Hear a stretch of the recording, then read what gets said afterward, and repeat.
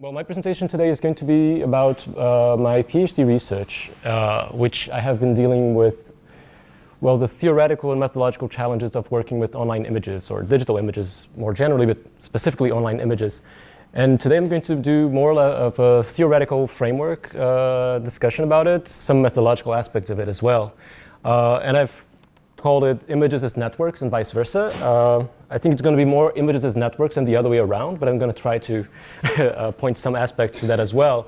And as you see, it's very much connected to actor network theory as a theoretical background, but also with some other intersections which I'll try to point out. First, allow me for a little digression. Some of you might know this. This is one of the plates of Aby Warburg's Atlas Mnemosyne. Warburg was a German historian of art or scientist of culture at that point. And he, during the last years of his life, he devoted a lot of work to this project, which was called the Atlas Mnemosyne, with a lot of surrounding scholars, some of which are important art historians still today. And it's a very referential work in the field of history of art. And one of the reasons is because Aby Warburg tried to understand the recurrence of motifs and certain visual resonances among different images which he collected from different sources. In this case, this plate is related to his doctoral dissertation in which he was studying Botticelli's work. And he had this general concern of understanding how antiquity had come back in Europe during the last, of course, in the end of the Middle Ages, and understanding how motifs from antiquity showed up in Renaissance paintings. So he was using very heterogeneous image sources. They were paintings, sculptures, drawings, engravings, coins. And he actually had a great consideration for this kind of these different media by which images circulated or were able to be known.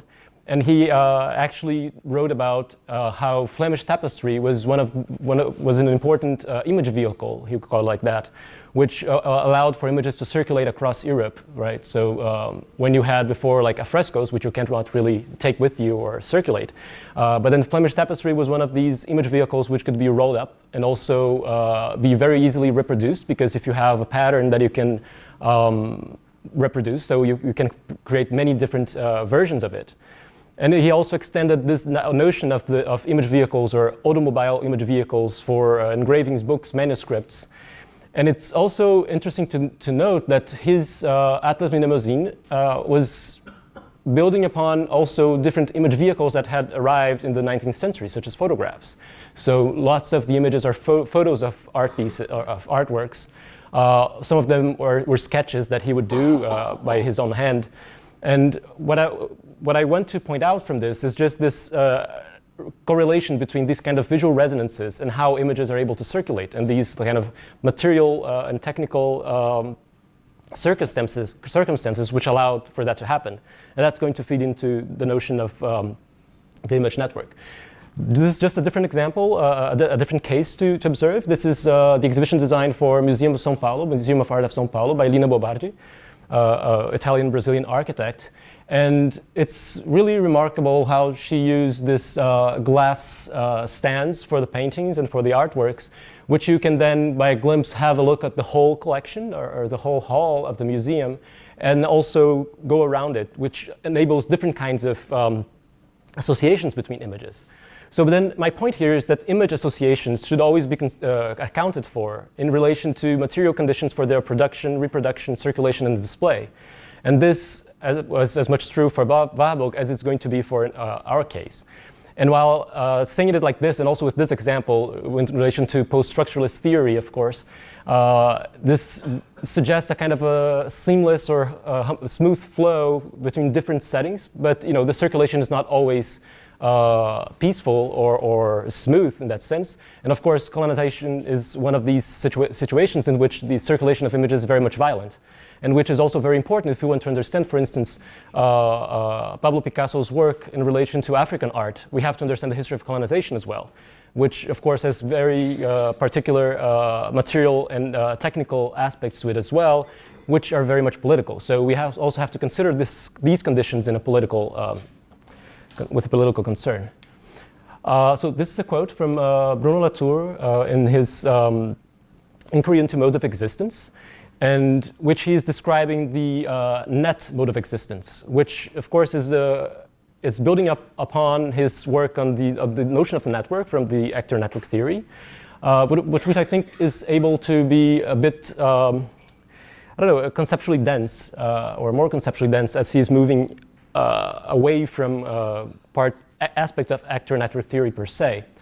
And this is actually a piece that was in an exhibition that Latour, among others, curated in ZKM.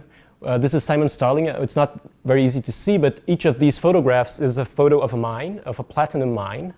And it's called 1 ton, and that's because the prints were made with platinum, and the amount of platinum that was used, that is kind of covering the sheets of paper, is the one that you would obtain from 1 ton of raw material from these mines. So it's just, it's kind of bringing up all these material dependencies of images and how they circulate, how they're made about to exist and to be seen, in an aspect that is very much constituent to these images themselves. So when I'm talking about images as networks, right, this notion that Latour talks about here is understanding how, all the elements, or trying to trace down all the elements by which an entity has to pass in order to maintain or to keep existing or to maintain itself as we know.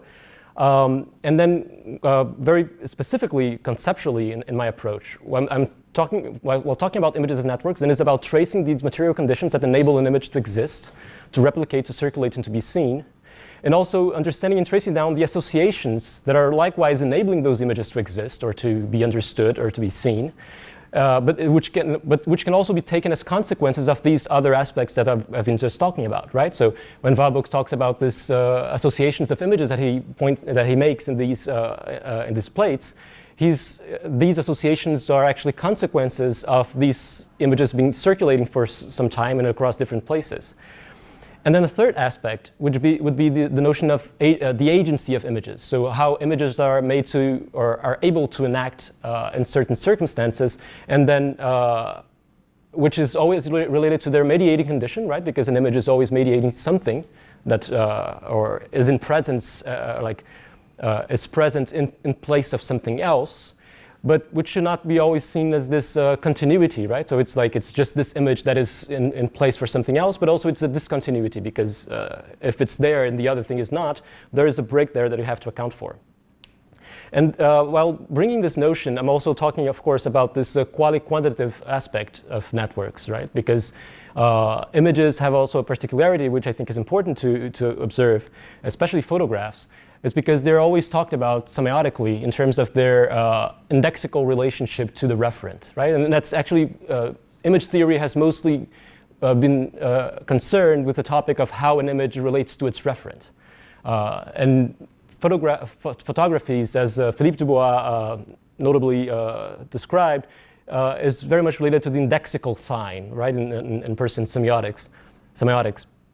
But apart from that, and that's one of the things here, is not just looking into the relationship between image and referent, but also thinking about the relationships images create with one another and with other material dependencies or other dependencies in general that are part of its constitution. And I think also this relationship between image and referent, or this focus, is what has led initially digital images to be observed mostly in relation to the notions of virtuality, or computer graphics. So, because that's a kind of image that creates a problem for the referent, right? So what does it refer to? It's a virtual image. It's something that is simulated, right? Whereas I'm more interested in understanding how the digital condition changes the modes of circulation and production and the ways that photographies are seen, and which changes, of course, our relationship to photographies in general.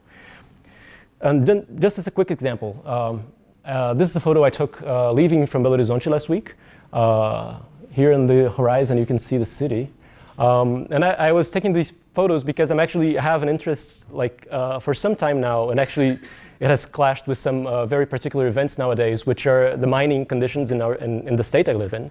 And also because around the airport, there are many mines that you can see right when it's taking off. And I wanted to take some pictures of it. And this is one that I could take from my window, which is very close to the airport. And well, this is actually just an example. This is something that I had there with me, because well, nowadays when you take a picture like this with your phone, Android has it. Certainly, iPhone has something similar. You also have this Google Lens, right, which is an app that would do the reverse search for the image that you just took. So why I think this is important is because these machine learning algorithms that mediate how images appear on social media networks. On social media, appear on the web in general, they're also very much embedded in the devices that we use to take pictures nowadays. And this, I think, is important because one of my main goals is to understand how machine learning algorithms are then one of these are becoming very paradigmatic modes of circulation and distribution of images nowadays, and then understanding how they may be used for research, like be repurposed for that purpose, and also how they transform our relation to images generally. As another example, this is Google Arts and Culture's experiments. You probably know Google Arts and Culture. One of their main, the main aspects of this project is the digitization of museum collections, and they've been doing that for some years now. And Google Arts and Culture experiments is just that they have these kind of artists in residence at Google, hired artists for Google, which try to develop interesting ways to look to that collection. This is one of their experiments. It's called the curator table. And what they did is they took basically all the data set of the digitized museum collections, and they passed them through machine learning algorithms to detect patterns and then distribute all those images in this plane. Of course, we can realize how much it has relationships with Warburg's project, but in this case it's just mediated by these algorithms. And still, it's one of these, it's an important mediator for how images are seen and perceived nowadays. I've seen actually that I think the Honolulu Art Museum used some of these experiments, and I don't know if it's these experiments directly or a version of them, in their experience of the museum. I've seen that online, someone tweeting about it. And which is also related to that app by Google, which you can take a picture of you and see like a painting that has someone that looks like you, or kind of having like you choose two images and see all the steps in between, so you can see similar images and similar until you get to the other work of art.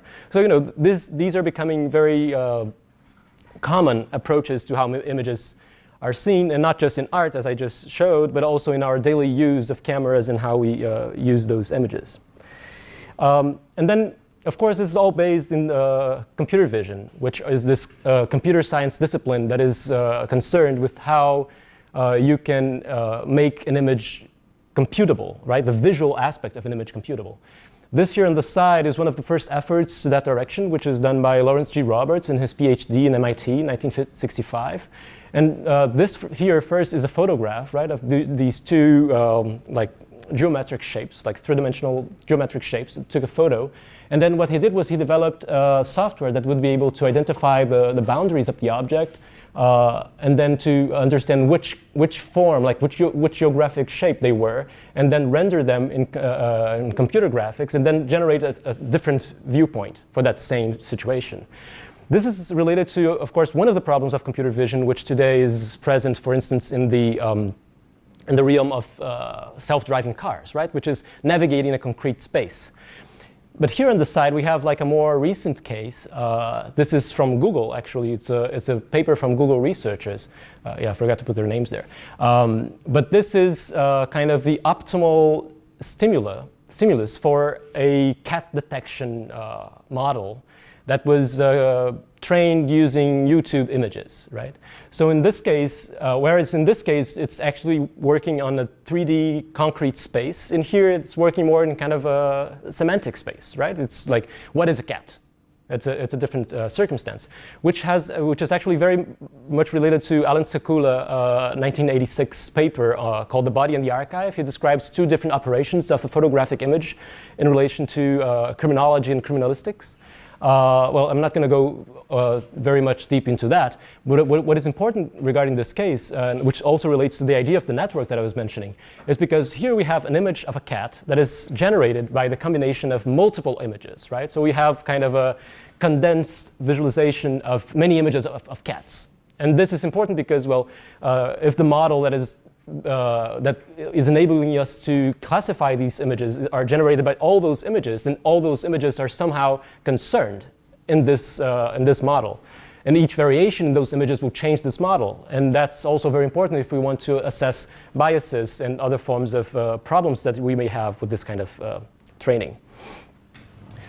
And this becomes very much part of our visual culture nowadays. This is a piece by Dina Kelberman. She's an artist from the US, and it's called I'm Google. And it's very interesting because, well, at least of what she says, this is all done manually. So she has like a huge collection of images, and you can find it in dinakelberman.tumblr.com. And it's like a huge, like very long thread of images, which she combines to create these kind of interesting effects. And you can go from kind of bread or cookie dough to these kind of rallies in the desert. And you can understand how the similarity was kind of tracked down by the artist. But we can also understand why it's called I'm Google and why it's related to this our contemporary experience of visuality in this context. So this is all then related to the idea of the image associations and how the material dependencies that we have nowadays produce this kind of visuality or can enable this kind of association. Regarding image agency, I think this is actually a very good case study that was coordinated by Farida Viz and Olga Gurionova in the UK. It's like a report. It's a very simple, not very simple, very complex, very dense, but kind of very fast, kind of a data sprint approach to the picture of Alan Kurdi, which is the Syrian child that was found in a beach in Turkey a few years ago, right in the rise of the refugee crisis here in Europe. And what well, there are many aspects to it, but then the idea of the iconic image that they try to, or that they propose in here, is really this kind of image that is able to mobilize or to shift certain events, right? So we're really talking about an image that has the agency, that image itself, to change the way that some certain events unfold. And this is one of the cases. This is in a paper by Francesco Dorazio in this report, and it's looking at how in Twitter, the image, which was released around here, was able to shift the vocabulary of how to refer to the crisis, right, or how to refer to that situation, from migrants to refugees. So it actually changed the vocabulary for the whole event. So it's just like an interesting case in which we can actually like assess empirically this kind of image agency. And then I'm going now through a few examples that are related to some of my attempts. Most of this is just work in progress or even unfinished work, but which is related to some of my experiments in trying to understand all of these aspects in some empirical cases. So this is related to a presentation I did last week. This one is not using Google Vision API, which is the framework for computer vision that I've been mostly using. This one is using actually an open source model that you can get as a Python library. And these are images which are related to climate change, right? So this is actually a very recurring topic when we're dealing with online imagery. And here they are all distributed according to this kind of associations. So it's a network in the sense that images are brought together according to their similarity, and that which is then according to the metadata that is attributed by these computer vision models. And what we can do from it, of course, is we can then try to understand these clusters. And when we look at this map of images, what we can find is just like an overall understanding of how visually the climate change debate is being depicted. These are about 5,000 images which were collected from Twitter. And they were kind of, they were deduplicated, right? Because you can have many images that are repeated once and over and again. And I used a similarity hashing algorithm to deduplicate. So when I'm not having like 2 times the same image, it's only once. And this makes it a more interesting map to see, because then we can, and it's interesting, right? Because this is very much inside the discussion of Bruno Latour's discussion also of climate change. And here we can see how the whole discussion of how nature and politics are really kind of put it in separate domains when they're discussing climate change. Here it's kind of visible how it goes, right? And then here we can also see some interesting, like fortuitous associations that show up, which might be interesting for analysis. Right in the middle of the officials and politicians cluster, as I have described it, there's a Pinocchio picture right here, right, which is right next to Trump and others, which is, you know, some kind of interesting fortuitous. So, and then one thing that also shows up in this is these kind of, well, here's chemtrails, which I don't know if you know, it's a conspiracy theory regarding climate change, and you also find them there. But also you have Arctic landscape and fauna, which has been talked about in many papers, even Warren Pearson, Jenna, and Elaine, in their paper on visual cross-platform analysis, they addressed this briefly, how the images of the Arctic have been kind of a cliche in discussing climate change, right? Global warming, how the ice caps are melting, and poor polar bears. But then they have also very complicated, when we're using this for science communication, it has some complications because it's put at something very far away from us. So this creates this kind of problem. And then this is also one of the conceptual elements that I'm trying to understand, which is the idea of the cliche. And in Deleuzian parlance, the cliche is connected to, it's in his cinema theory. It's related to what he calls the image movement, which was an image that simply takes part in a chain of action. It's part of the classic cinema language of in the US in the early 20th century, and of course it lives until today. And it's opposed to the idea of the image time, right? Which is the idea of time, duration, and becoming, which is in the image movement subordinate to the idea of movement, or to this kind of very pragmatic chain of actions. And here, which doesn't open to difference or to different situations.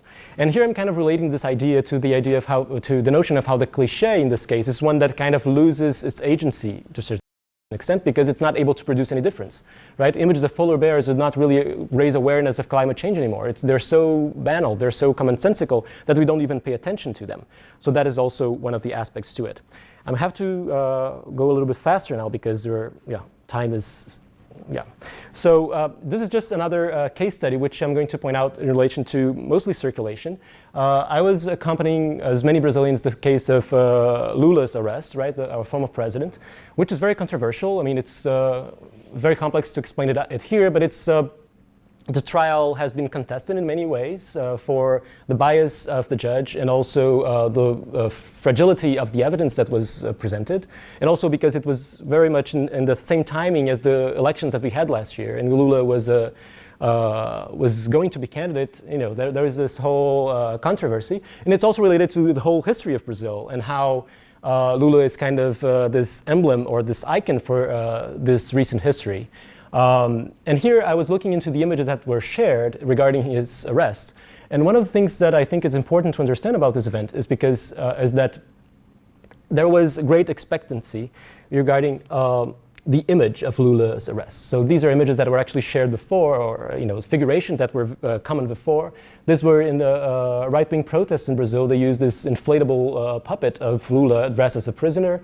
These are covers of weekly magazines that depicted that, and that's like years before the actual arrest happened, even years before any kind of actual accusation was brought up against him. And so, but then I was interested in seeing how this image particularly, which is the image of his arrest in the 1980 when he was a union leader, and he got arrested during dictatorship years for leading a strike, which was one of the biggest strikes in our history in San Paolo, and how it was taken over in this event of the arrest. And so we had like several memes, and not only memes, but it was used by both like program and anti-program in this case, right? We had both people that were celebrating the arrest using that picture, but also we had these critical considerations of or critical stances against the arrest that were also using it.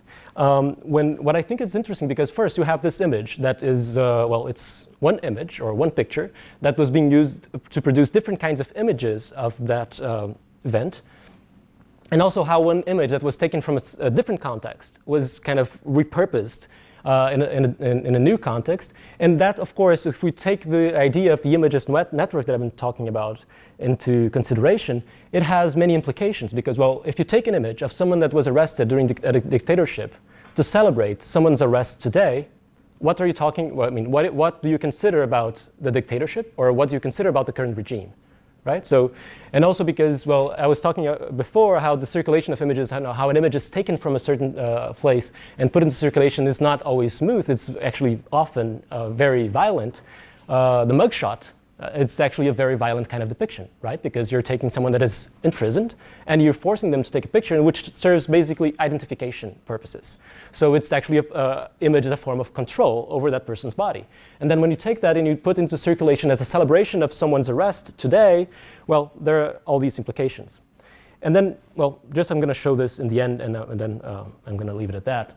So this is actually the image network and how that picture showed up in variations across the image network that I was seeing.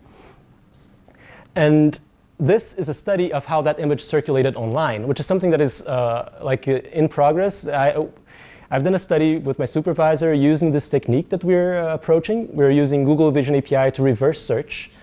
And here we're taking all the URLs for the pages in which this image was found and taking out the top-level domain, which is an indication, of course, of geographical location, to understand how relevant certain images of that event were across different geographical positions. Of course, the .com is kind of broadly used in a kind of international way, but .com.br is Brazilian.